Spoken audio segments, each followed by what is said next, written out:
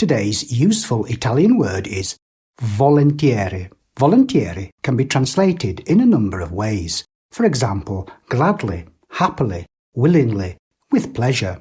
It basically indicates a willingness to do something. For example, mangerei volentieri un gelato. Vengo volentieri alla festa. We can even add molto to these sentences to add an extra layer of enthusiasm.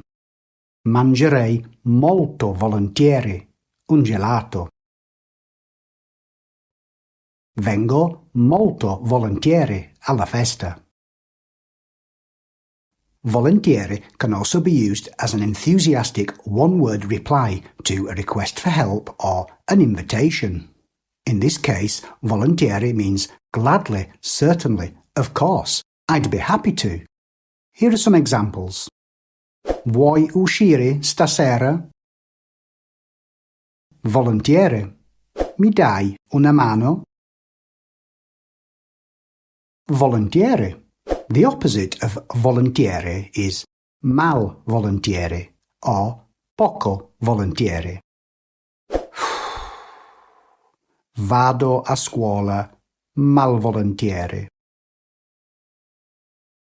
Studio malvolentieri.